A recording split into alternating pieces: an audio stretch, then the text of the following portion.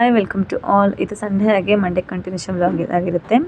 ಊರಿಗೆ ಹೋಗಬೇಕು ಸಂಡೇ ಅಂತ ಬಟ್ಟೆ ಎಲ್ಲ ಪ್ಯಾಕ್ ಮಾಡ್ಕೊಬೇಕು. ಹಾಗೆ ಹಸ್ಬೆಂಡ್ ಮನೇಲಿ ಇದ್ರಲ್ವ, ಹಾಗಾಗಿ ಸಂಡೇ ಪಿಜ್ಜಾ ಕೂಡ ತರಿಸಿದ್ರು.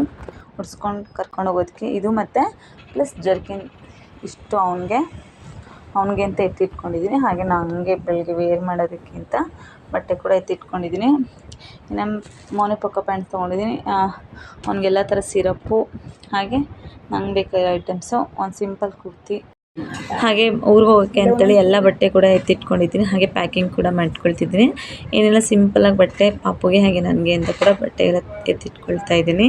ಒಂದು 15 ಡೇಸ್ ಆಗೋಷ್ಟು ಬಟ್ಟೆ ತೊಗೊಳ್ತಿದ್ದೀನಿ. ಹಾಗೆ ನನಗೆ ಹಾಗೆ ಪಾಪು ಬೇಕಾಗಿರೋಂಥ ಐಟಮ್ಸ್ಗಳನ್ನೆಲ್ಲ ಈ ಥರ ಪೌಚಲ್ಲಿ ಹಾಕಿ ಕ್ಯಾರಿ ಮಾಡ್ತೀನಿ ಯಾವಾಗಲೂ ಅಷ್ಟೇ.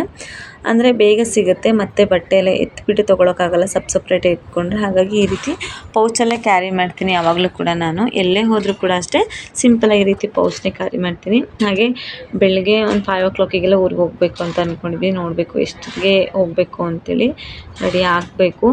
ಇನ್ನೇನು ನೆಕ್ಸ್ಟ್ ಡೇ ಕಂಟಿನ್ಯೂಷನ್ ವ್ಲಾಗ್ ಇದಾಗಿರುತ್ತೆ. ಬೆಳಗ್ಗೆ ಎದ್ಬಿಟ್ಟು ಪಾಪುಗೆ ಒಂದು ಗ್ಲಾಸ್ ಹಾಲು ಕೂಡ ರೆಡಿ ಮಾಡಿಕೊಂಡು, ನಮಗೂ ಕೂಡ ಟೀ ರೆಡಿ ಮಾಡಿಕೊಂಡು, ಪಾಪುಗೆ ಅಂತೇಳಿ ಸ್ವಲ್ಪ ಫ್ರೂಟ್ಸು ಡ್ರೈ ಫ್ರೂಟ್ಸ್ ಎಲ್ಲ ತೊಗೊಂಡಿದ್ದೀನಿ ಬಾಕ್ಸ್ಗೆ ಹಾಕ್ಕೊಂಡು. ಇನ್ನೇನು ಹಸ್ಬೆಂಡು ಮೆಜೆಸ್ಟಿಕ್ ತನಕ ಬಿಟ್ಬಿಡ್ತೀನಿ ಅಂತ ಹೇಳಿದರು, ಹಾಗಾಗಿ ಅವರು ಕೂಡ ಬಂದಿದ್ದರು.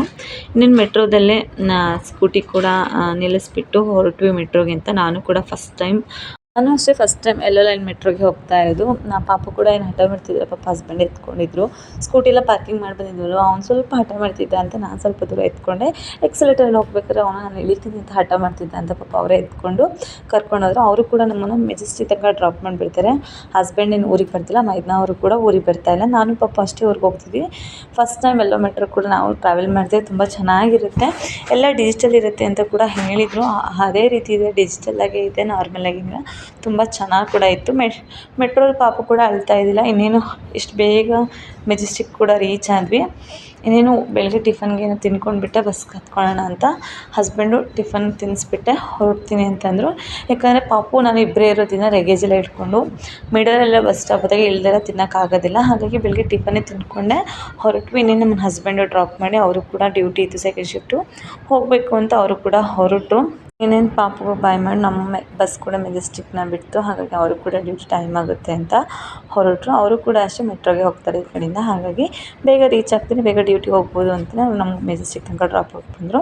ಇನ್ನೇನು ಬಸ್ ಕೂಡ ಬಿಡ್ತು. ಇನ್ನೇನು ಶಿವಮೊಗ್ಗ ಕೂಡ ರೀಚ್ ಆದ್ವಿ. ಅಲ್ಲೆಲ್ಲ ಜಾಸ್ತಿ ಕ್ಲಿಪ್ಪಿಂಗ್ಸ್ ನೋಡ್ಕೊಂಡು ಶಿವಮೊಗ್ಗ ರೀಚ್ ಆದ ನಂತರ ಇನ್ನೇನು ನಮ್ಗೆ ಹೋಗೋ ಬಸ್ಗೆ ಕೂಡ ಪ್ರೈವೇಟ್ ಬಸ್ ಸ್ಟ್ಯಾಂಡ್ಗೆ ಹೋಗಿ ನಮ್ಮೂರು ಬಸ್ ಕೂಡ ಹತ್ಕೊಂಡು ಹೊರಟ್ವಿ. ಊರಿಗೆ ರೀಚ್ ಆಗೋಷ್ಟರಲ್ಲೇ 8 o'clock ಅಂದರೆ ಶಿವಮೊಗ್ಗ ರೀಚ್ ಆಗಿದ್ದೆ ನಾವು 6 ಕಾಲಿಗೆ. ಹಾಗೆ ಊರಿಗೆ ರೀಚ್ ಆಗೋಷ್ಟಿಗೆ 8 o'clock ಆಯಿತು.